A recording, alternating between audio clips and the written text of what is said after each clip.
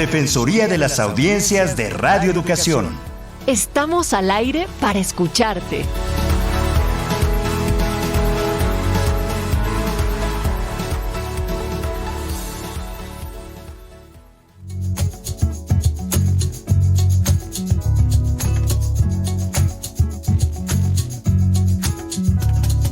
Derecho es de la audiencia, tener también propia voz. La radio es cosa de dos.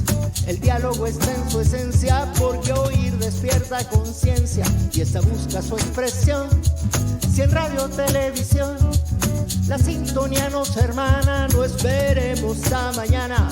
Los derechos son acción. ¿Qué tal? Muy buenas tardes, bienvenidas, bienvenidos a una emisión más del programa de la Defensoría de las Audiencias de Radio Educación. Mi nombre es José Ángel Domínguez y esta es una emisión previamente grabada que se transmite el 1 de septiembre del 2021. Y como cada vez que tengo la oportunidad, me da muchísimo gusto saludar a la distancia todavía a la defensora de las audiencias de nuestra emisora, la maestra Ana Cecilia Terrazas. Ana C., un placer saludarte como siempre. Muchísimas gracias. Igualmente digo yo, y saludo de paso a todas nuestras audiencias puntuales, queridas, sentidas que están por allá afuera. Aprovecho para agradecerle a Rodolfo Gómez que compartiera su trabajo con las personas con discapacidad con motivo del programa pasado, y a todas las personas que nos siguieron y nos pusieron un like en Facebook. Muy bien, pues gracias a todos ustedes por interesarse en construir audiencias cada vez más participativas. Por favor, participen en el correo electrónico audienciasre@cultura.gov.mx. En Twitter estamos como @audienciasre y en Facebook como la Defensoría de las Audiencias RE. Antes de iniciar el programa, le invitamos a escuchar, a descargar, a comentar todos y cada uno de los 9 programas de la serie Introducción a los Derechos de las Audiencias y sus Defensorías en México. De esta manera, le podríamos remitir de manera digital una constancia de escucha que tiene el aval de la Cátedra UNESCO, de la AMDA, de la MARC, de Cultura, Derechos Humanos y, por supuesto, esta Defensoría. Hay que dirigirse a un correo electrónico que es audienciasre@cultura.gov.mx y un micrositio en donde se pueden escuchar bajo demanda estos capítulos, que es radioeducación.edu.mx/podcast, _ curso, _ audiencias. Hay un libro también, Ana Cecilia. Sí, bueno, es importante saber que se puede descargar gratuitamente este libro electrónico. Eventualmente ya está a punto de salir impreso, pero ¿qué son los derechos de las audiencias? Si usted tiene ganas de saber, lo que yo creo que todos nos tenemos que hacer cargo de conocer cuáles son nuestros derechos como audiencias de radio y televisión en este país, pues ahí está, una breve pero buena introducción.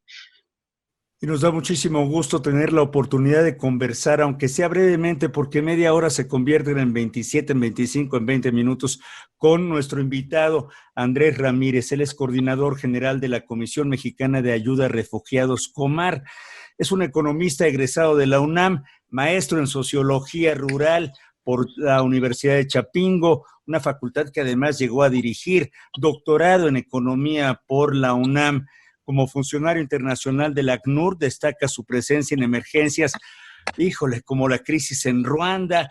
Ha sido coordinador de asistencia alimentaria desde la sede en Ginebra, asesor regional de género para las Américas basado en San José, Costa Rica, representante adjunto en Kabul, hoy de terrible presencia internacional en Afganistán en el año 2009, representante de ACNUR en Brasilia, Brasil. Desde el 2018 es el titular de la Comisión Mexicana de Ayuda a Refugiados y desde esa posición se ha hecho cargo de la primera presidencia pro tempore del Marco Integral Regional de Protección y Soluciones, que representa la respuesta regional del Pacto Global para Refugiados. Una circunstancia muy complicada, y además ha impartido conferencias, publicado artículos sobre refugios, sobre ensayos, sobre asuntos económicos, sociales, pero además también, y qué maravilla, sobre músicos, ajedrez. Es autor de cuentos y poemas. Manumicio es una historia de amor, pasión y trata, y es su primera novela. Andrés Ramírez, muchísimas gracias por su tiempo, gracias por conversar con las audiencias de la Defensoría de Radio Educación. Muy buenas tardes. Muy buenas tardes, José Ángel. Buenas tardes, Ana Cey, y a todo tu auditorio. Muchas gracias, Andrés. Fíjate que quisiera empezar por el principio. Discúlpanos, pero eres tan experto en el tema. Los derechos de las audiencias, pues son derechos humanos, y los derechos humanos todos se leen y todos se conocen, todos se vinculan, más bien. Pero quisiera preguntarte la primera cosa, diferencia entre cuando hablamos de personas refugiadas, ¿a quiénes nos referimos? ¿Cuáles son las diferencias entre una persona refugiada o una migrante, por ejemplo? Creo que la pregunta que haces, Ana Cey, es una pregunta muy importante, porque primero que nada hay que decir que todo refugiado es un migrante, porque al final de cuentas, pues los migrantes son aquellas personas que se mueven de un lugar a otro, tanto a nivel del interior de un determinado país, que se les llama migrantes internos, o los migrantes internacionales, que salen de un país a otro. Pero los refugiados son unos migrantes, pero son migrantes de ciertas características especiales. Son migrantes no simplemente por razones económicas, no simplemente para tener una vida mejor, no para tener un salario mejor, sino son migrantes porque están desplazados, forzados, o sea, se vieron obligados a desplazarse de manera forzada y tuvieron que abandonar una frontera internacional, tuvieron que cruzar una frontera internacional. Y son personas, de acuerdo a la definición que se establece en la normativa jurídica internacional y que esa definición está recogida en nuestra propia legislación, son personas cuya necesidad de tener que haber cruzado una frontera internacional justamente se define por motivos fundados de persecución, sea por raza, nacionalidad, género, opinión política o pertenencia a un grupo social.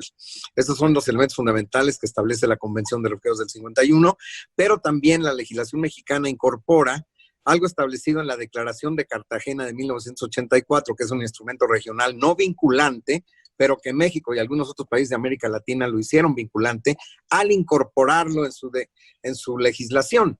Y México incorporó esa definición de la Declaración de Cartagena en su legislación, que significa que un refugiado es también aquella persona que tuvo que cruzar una frontera internacional debido a violencia generalizada, violación sistemática de derechos humanos o graves disturbios del orden público. Si son estos causales, también en la legislación mexicana se le puede considerar un refugiado. Entonces, ustedes podrán ver que sí se trata de un migrante, pero un migrante que tiene que encuadrar en esta definición en base a los elementos que acabo de señalar. Claro, qué complicado y puntual, doctor Andrés Ramírez, esta circunstancia, porque son derechos universales que de repente van adquiriendo distintas ópticas, como migrantes económicos, por ejemplo. Vemos ahora que hay toda una migración centroamericana, y no solo esta centroamericana, sino una mundial, ¿no? En donde México es una puerta hacia los Estados Unidos, inclusive de refugiados afganos, de los cuales usted sabe alguna cosa, ¿no?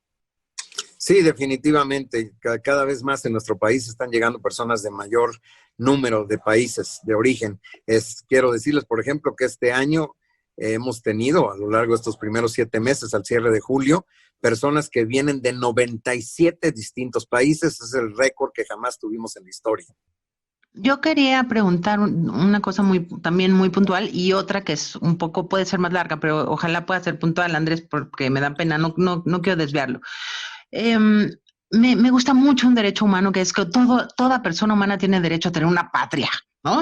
Parece mentira que no se conoce, que no se domina, que como humanidad nos tenemos que hacer cargo de todos los migrantes, las personas migrantes y las personas refugiadas siempre y de manera permanente, no unas u otras. No es una cuestión política de si quiero o no quiero, más bien si uno está en sintonía con los derechos humanos, como lo está este país, pues tiene que hacerlo y tiene que verlo. Esa es un poco la primera pregunta, comentario, ¿no? Porque no todo el mundo sabe, parece que piensas que eres ilegal. Nunca una persona es ilegal, más bien tiene derecho a tener una patria. Ese es un comentario. El segundo es, a partir de la recepción de México de personas de Afganistán, dicen, ay, bueno, ¿y qué pasa con todos los otros demás?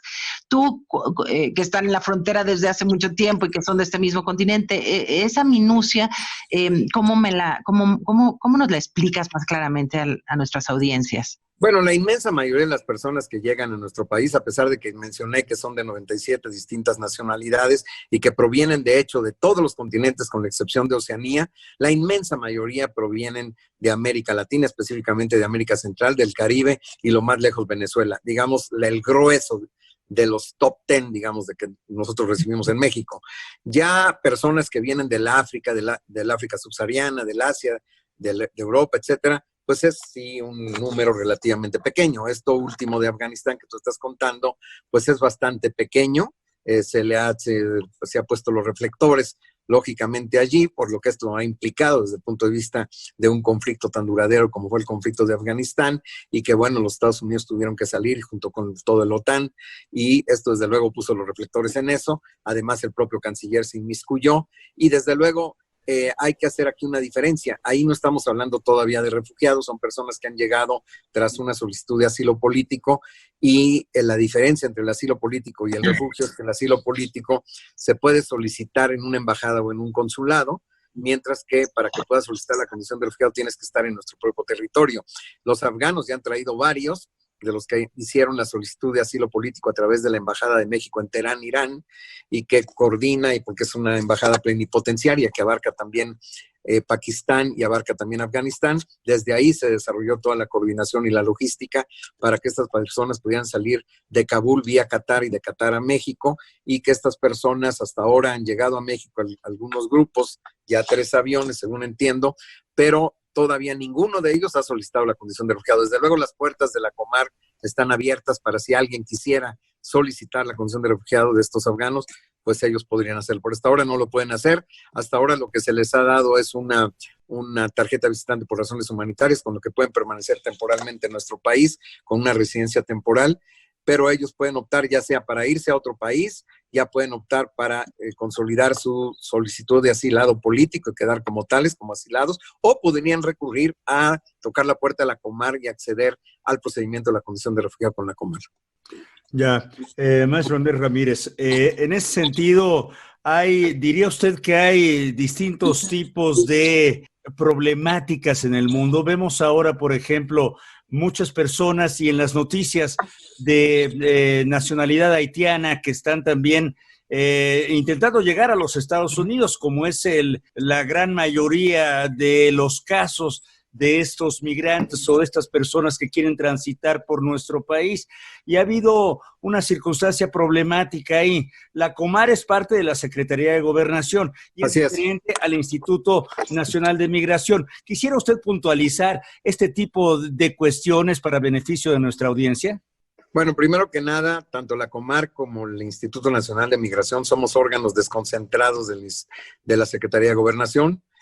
Somos independientes entre nosotros, los dos efectivamente estamos bajo la Subsecretaría de Derechos Humanos, Población y Migración, cuyo titular es Alejandro Encinas, pero entre nosotros pues somos independientes. Sin embargo, tenemos una relación y una coordinación estrecha, porque ustedes podrán imaginarse que muchos de los trámites los tenemos que desarrollar en plena coordinación. Sin embargo, digamos, el objetivo y toda la atribución jurídica que tiene la Comar es muy distinta a los objetivos, funciones y atribuciones jurídicas que tiene el Instituto Nacional de Migración. Toda la regulación migratoria, las entradas al país, en los puertos diversos en el país, todo el tema de la regulación y control migratorio lo lleva el Instituto Nacional de Migración. Nosotros no tenemos nada que ver con eso, y en cambio nosotros tenemos la atribución del reconocimiento de las personas en su condición de refugiado. Entonces ahí nosotros, por ejemplo, cuando se dan estas caravanas y el parar a estas personas para que no transiten por el país, pues la Comar no está presente, no tiene nada que ver con eso. Nuestro trabajo se restringe, como decía anteriormente, básicamente a darle entrada a las personas. No hay ningún requisito. El único requisito, yo diría, es el ser extranjero. Si, por ejemplo, Anacé llega a la Comar, toca la puerta, ahí le decimos Anacé con la pena, pero que yo sepa, Anacé es mexicana, no tendría derecho. Pero una persona extranjera tiene toda la posibilidad, todo el derecho de acceder a nuestras oficinas, solicitar la condición de refugiado, y hay un procedimiento para que podamos llegar a determinar si efectivamente la persona reúne el perfil y los requisitos propios de quien está tanto en nuestra legislación o en la convención como refugiado. Si es así, pues es reconocido; si no es así, será rechazado.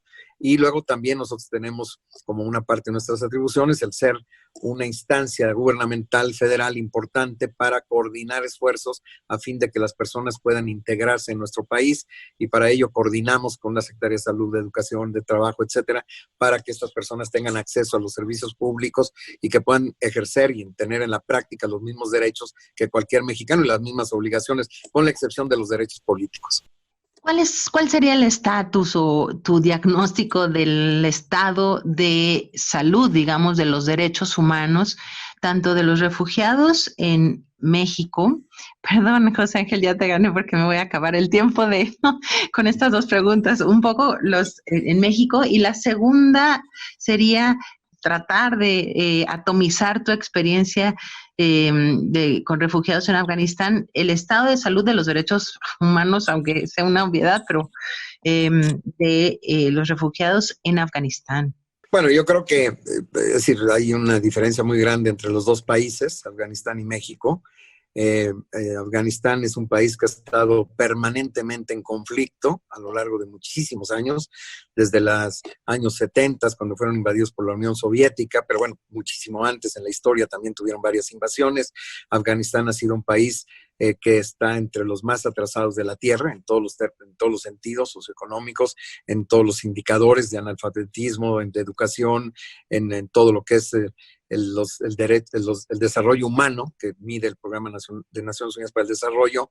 Afganistán ocupa los últimos lugares, siempre ha sido así. México se considera un país de desarrollo medio alto en todos los indicadores, en términos del ingreso per cápita, en términos de absolutamente todos los indicadores, con excepción de algunos que son lamentables, como por ejemplo los feminicidios, en donde, bueno, México creo que no le tiene mucho que envidiar a nadie, porque pues son demasiado altos estos feminicidios y otras aberraciones que existen todavía en nuestro país. Pero digamos, en términos generales, el desarrollo en México, el alfabetismo, la tasa de alfabetización, la esperanza de vida, etcétera, está muy, muy por arriba de Afganistán en todos los niveles, en los grados de industrialización, etcétera.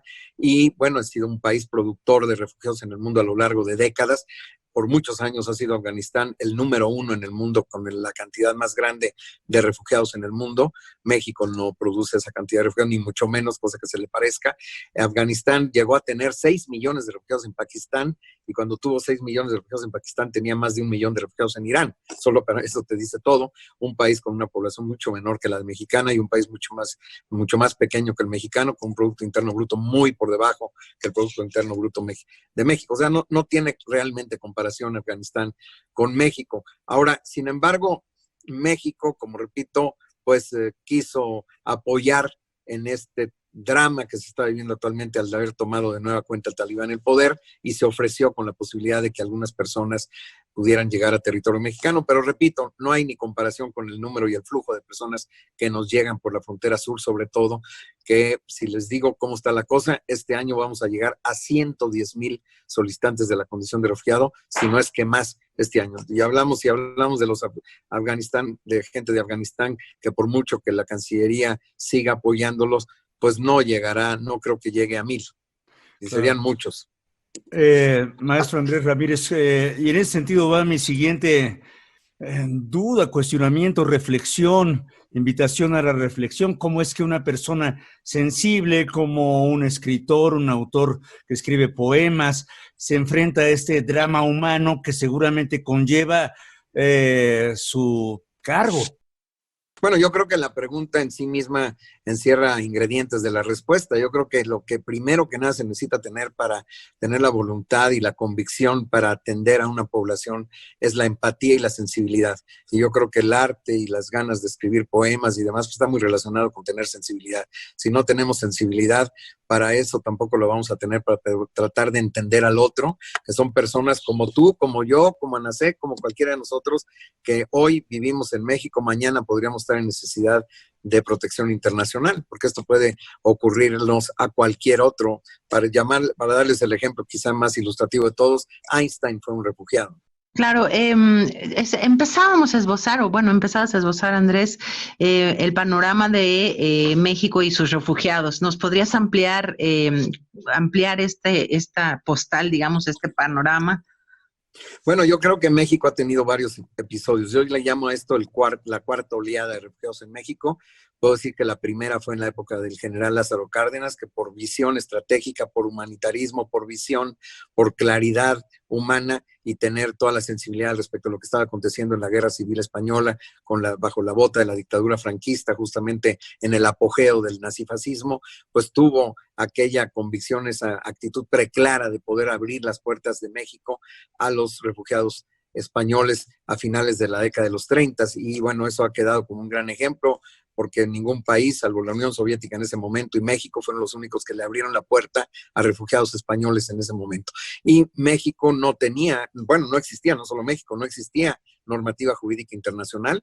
México no tenía legislación al respecto y sin embargo fue una mente preclara, lúcida, inteligente, estratégica, visionaria, humana, humanitarista, que dijo, bueno, hay que darle la oportunidad a la gente que venga aquí. Y bueno, sabemos que fueron ingredientes importantes en el desarrollo del país, del propio México, a nivel cultural, social. En la década de los 70 se da también la bota militar de las diversas dictaduras en América del Sur, sea Argentina, Paraguay, Uruguay, Chile, en Bolivia también, en Argentina, Brasil, Perú, de donde muchas personas huyeron y que México les abrió las puertas. Esa sería la segunda oleada en esa década. Tampoco había no había una legislación mexicana en materia de refugio. Ya había una normativa jurídica internacional porque ya estaba la Convención de Refugiados del 51. La tercera oleada fue cuando los refugiados guatemaltecos en la década de los 80.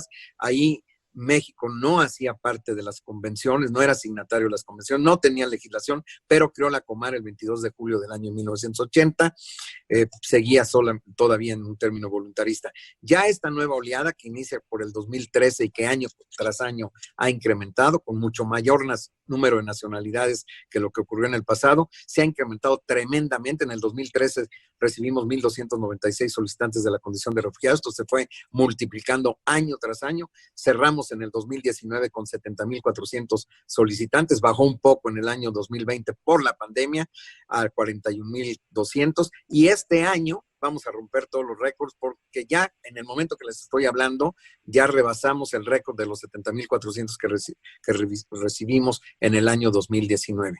Claro. Con una mayor variedad de personas, de 97 nacionalidades. De problemáticas, de personas y de circunstancias complicadas. Maestro Andrés Ramírez, decía usted, la pandemia vino a complicar y es inevitable preguntar cómo ha cambiado la pandemia, este tipo de relación, de controles. Están ustedes en contacto con las distintas secretarías y me parece que se ha complicado mucho, ¿no? No, bueno, definitivamente México es reconocido por ser de los pocos países que a pesar de la pandemia mantuvimos la frontera abierta y mantuvimos en todo momento nuestras oficinas abiertas. Sin embargo, teníamos que seguir una serie de normas sanitarias. Hubo una suspensión de plazos y trámites para evitar aglomeraciones. Disminuyó mucho el flujo el año pasado con respecto del año 2019 porque algunos países de América Central sí cerraron sus fronteras, pero la gran ironía y lo terrible, el gran dilema y el gran desafío que tenemos este año es que justamente ha incrementado sostenidamente el número de solicitantes, como les decía yo, para romper todos los récords, y la pandemia no cede. Se vino una nueva oleada del COVID-19. Es cierto que hay un programa de vacunación, es cierto que desde el punto de vista de la mortalidad ha bajado, pero sigue habiendo un riesgo y es para nosotros pues una situación de tremendo desafío.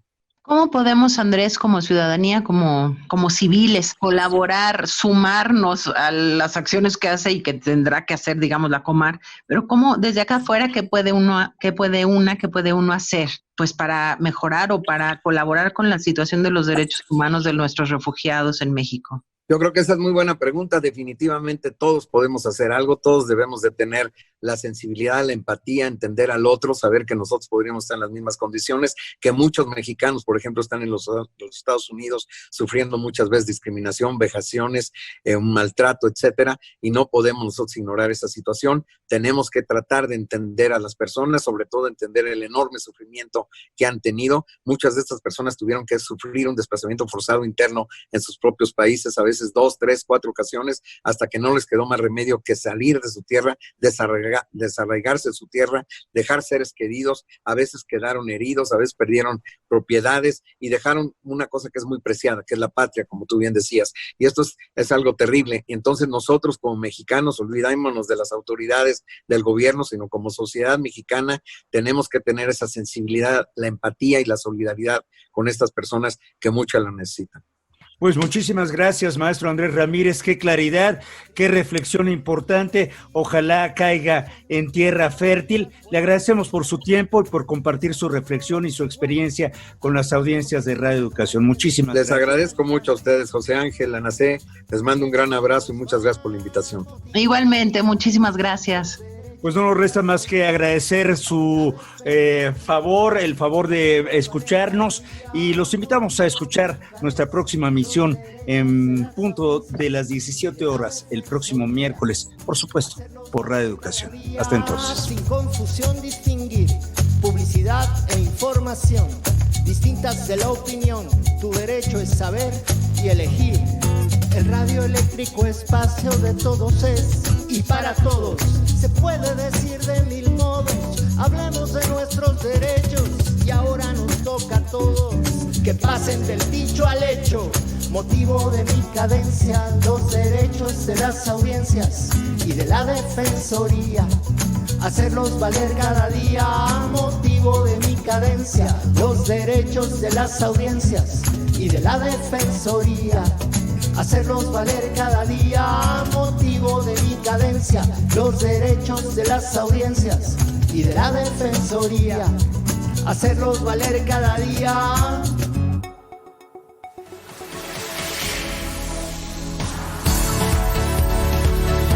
Defensoría de las Audiencias de Radio Educación.